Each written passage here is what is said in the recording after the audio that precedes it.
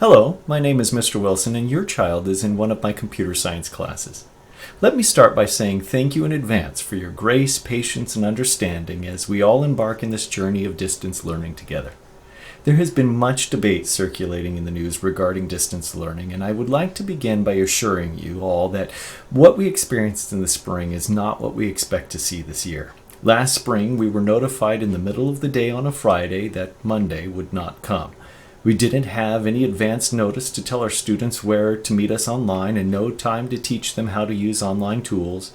In addition, many staff members lacked the training to develop the online resources necessary to properly provide instruction to our students. The final blow of our spring efforts came in the form of the government's Do No Harm policy, which prevented teachers from holding students accountable for classwork. Those barriers have been addressed and/or eliminated for the fall, and I'm excited to see how this new effort unfolds. Let's talk about your responsibilities as the parent. It is important to understand that distance learning is not the same thing as homeschooling. When you homeschool, you as the parent are required to create or purchase the entire curriculum for your child, deliver those lessons, grade the work, complete the assignments, and coordinate with state authorities to ensure your child receives credit for those efforts. Distance learning doesn't require you to do any of that. Your child has a class schedule and has been assigned to actual credentialed teachers who will handle all of that stuff for you. Your responsibility as the parent remains fundamentally the same as they have always been. Make sure that your child gets to school. Before you had to get them on a bus or drive them or make other arrangements, this year you will simply need to ensure that they know how to log into their classes and that they have a relatively distraction-free place to complete their work. If you have technical problems with your student's Chromebook, please contact the school to make arrangements to have a replacement issued. If you don't have internet access, please contact the district to discuss various options available to assist you. Our goal is to ensure all students have equal access to their education, and I think that you will find us well ahead of the curve in this regard. We have the tools to help those in need. Please reach out if you need anything. Check grades often and attendance often. Our district has always utilized a tool called Infinite Campus to record student attendance, behavior, and grades. Parents have always had access to this tool, and they should use it regularly to monitor their students' progress in class. If assignments start to go missing or they stop showing up for class, Infinite Campus is the first place that you will notice the problem. We would ask you to monitor this whether you were in seat or online, so this part hasn't changed. Please contact the school if you need help getting logged into Infinite Campus. Be sure to communicate with teachers. If you notice problems in Infinite Campus, please reach out to the teacher as soon as possible. Every teacher wants all of their students to be successful. By talking about what's going on, we can work together to find a solution to address the problem early, which will put us in a better position to correct it. Waiting until the end of the semester and then asking for extra credit is not a good way to help a struggling student. Let's focus on catching and correcting the problem early. This is true for all students, but especially freshmen who will be adapting not only to online learning, but also the increased rigors associated with high school education. We would ask you to communicate with teachers regardless if we were in seat or online, so this part also hasn't changed. That's pretty much it.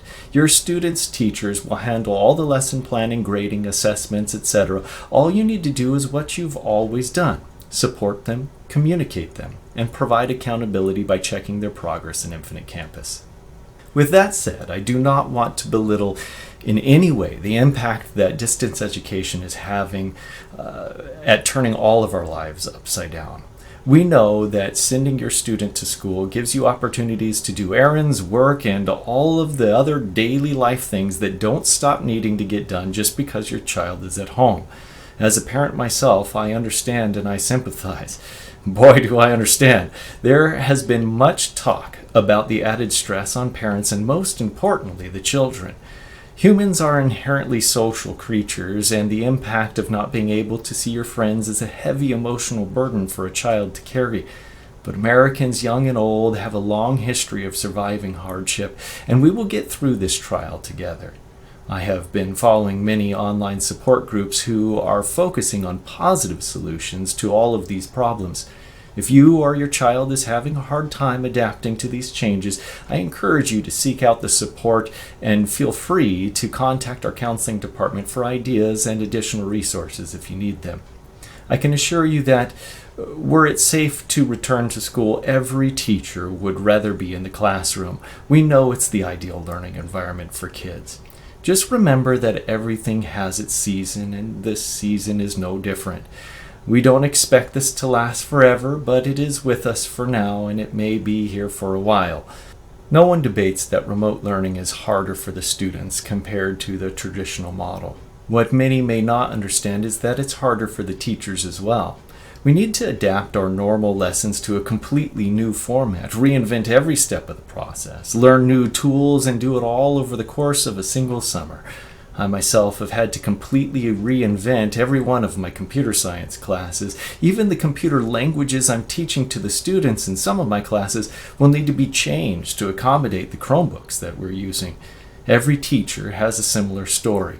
Now, I can't speak for other teachers or other districts. I'm not even authorized to speak on behalf of my district. But I can assure you that the vast majority of teachers have all jumped into these challenges with a renewed vigor to ensure we provide your child with the best educational opportunities we can. It has been said that teachers don't go into education for the money. They consider it a calling, one we all take very seriously. We know your child and your entire family is having a hard time with this, and it makes us want to work that much harder.